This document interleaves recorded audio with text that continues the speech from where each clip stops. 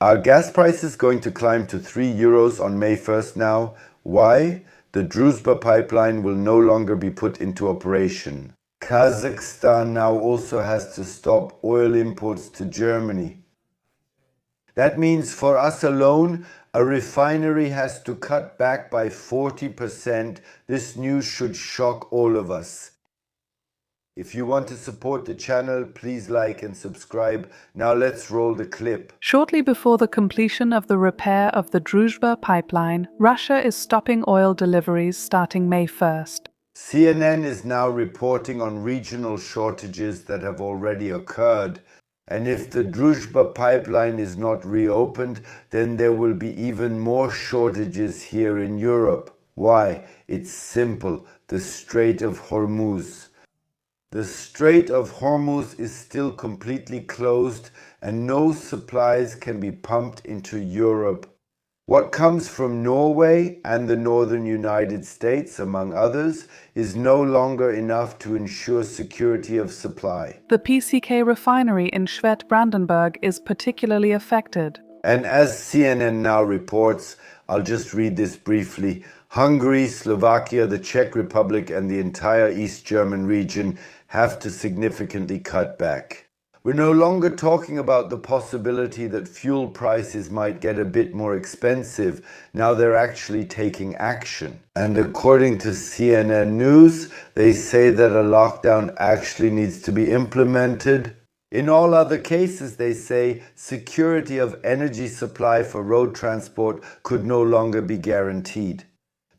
Yes, I really have to say it like this, yes, that all supply chains can be maintained, especially in the area of food and strategically important goods. District Administrator Karina Dirk, CDU, told RBB that for PCK, but especially for security of supply, this would be a huge problem. Also auch hier, ihr habt es gehört, selbst die CDU redet. By now, it's a serious problem. In Hungary, Viktor Orban has now, quote-unquote, approved the 90 billion. Immediately, really immediately, the Kremlin said, fine, no more oil, no more gas. Precisely through the pipelines, through my pipelines. And with that, Europe has now basically been cut off and Europe will have to prepare for the energy lockdown. It won't work any other way as long as the Strait of Hormuz remains closed. 20% des kompletten Welthandels they have stopped, and the rest, which would have to be pumped over here from Russia or Kazakhstan, by the way, that's now 25%. According to this, BER Airport receives 80% of its jet fuel from this very PCK refinery. That also means that 44,000 tons of air cargo can no longer be moved adequately. That's the first thing that gets stopped now.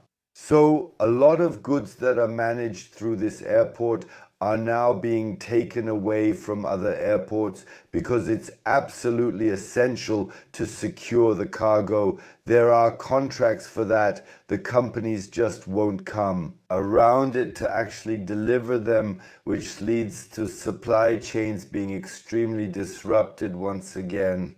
And who do you seriously think will actually be restricted there? That's why I'm wondering, will there now be a driving ban on Saturdays and Sundays if you don't work in critical infrastructure?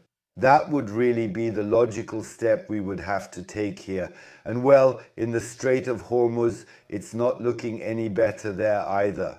20% of the oil processed at PCK is therefore affected by a stoppage.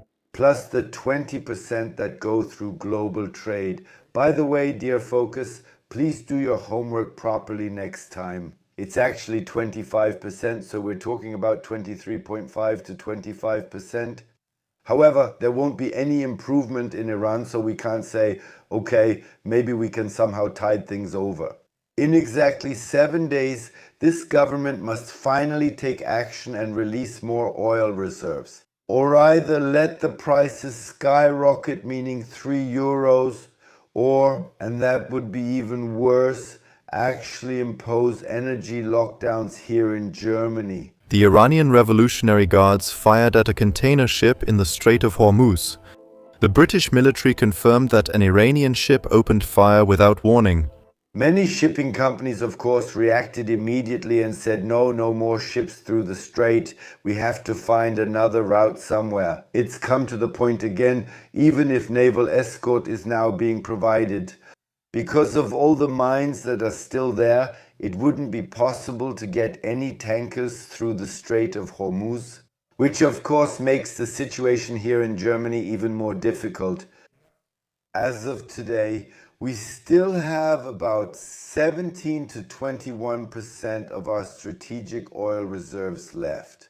If you believe the Brussels Signal and Reuters, their numbers differ quite a bit and they're just speculating themselves. There's probably a lot more uncertainty involved. That's why I'm wondering, can we really still drive our cars here in Germany without worry after May 1st? Iran doesn't even want to close the strait. According to Trump, Tehran would make $500 million a day from it. Tehran is firing at ships. Well, whether that's considered a blockade or not, everyone has to decide for themselves. And Donald Trump has closed the Strait of Hormuz. The fact is, 20% of global trade is no longer getting through, and now there's a bidding war on the world market. We've noticed it again in the last few days. The fuel prices have gone up.